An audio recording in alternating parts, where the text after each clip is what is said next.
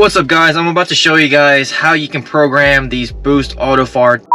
What's up guys, today I'm going to show you guys how to program these Boostautoparts key fob. This is a 2019 plus style key fob retrofitted for this 2011 GMC Sierra 2500. The coolest part about this process is I've done a similar video 4 years ago with 2014 plus style. For 14 and up.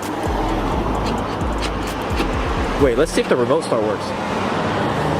Back then, I actually had to take the key fob over to a locksmith or a dealership, pay about 50 bucks to have them program the key fob to my truck. Heard of some people having to take it to a dealership and the dealership charged like 100 bucks. Now, Boostautoparts sells this device right here, which makes it really simple to program the key fob. And in this video, I'm going to show you guys exactly how it's done. All right, first things first, you're going to lock the door right here. Lock the door. And then you're going to put the vehicle in run position. And then once you've done that, take this device, hook it up to your OBD2 port. It's kind of a tight fit for some reason. There we go. We got it. You're going to hear it beeping. You're going to hold these two buttons. Now you are in programming mode. Alright, now this has been programmed. Let's see if this one's still programmed. No, this one's not programmed, so we got to hold this too.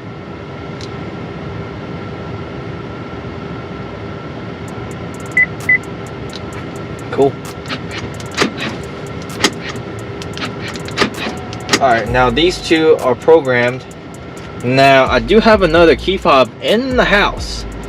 So let me see if I have time. I might have to redo this because I need to program 3 key fobs, because what this did was that it forgot all the other key fobs. So my original old school key fob, which I plan on using as a spare, it needs to be programmed. So let's go ahead and turn this off and reprogram this again. All right, we're back. Lock the door, take the key, put it in run position. You're gonna hear it beeping. These two down. Whoop. Remote key learning active. So you guys see that right there? That's how you know we're in the programming mode.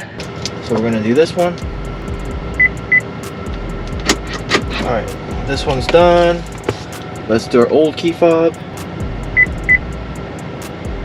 Cool. Alright, now all 3 key fobs have been programmed, and this one's not. Alright.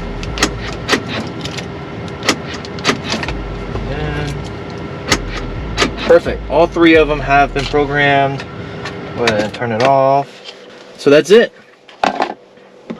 Now one thing I love about the new style key fob compared to the old school is that this one just looks so outdated now. The push to start button is right here, and it's the little things. It's a lot easier to access the push to start button here than this key fob with the push to start button in here, because if you have a fat thumb like me, it's kind of hard to put your thumb in there to actually start the vehicle.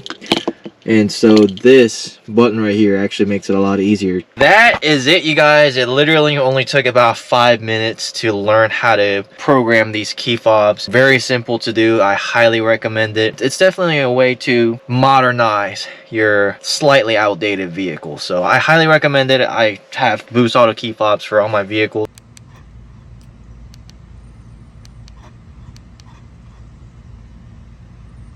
If you're interested in buying a key fob, I have the link below in the comments and I have it pinned, so go check it out. Okay, so here is a factory 2020 plus GM key fob, OEM, and here's the Boostautoparts one. So let's kind of give you guys a little side-by-side comparison now that I showed you guys how to program this.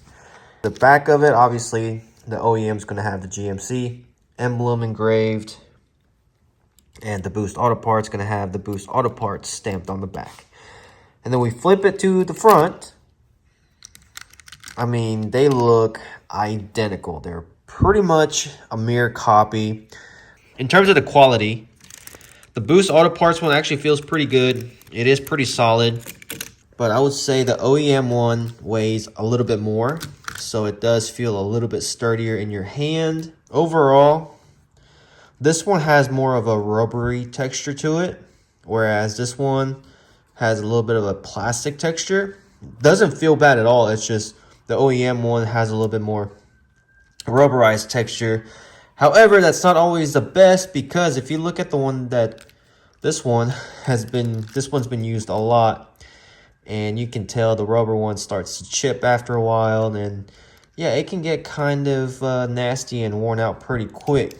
So if you have the plastic one, I would say this one might last you a little bit longer. So yeah, other than that, I mean, overall, let's see, the chrome finish on the side is very comparable.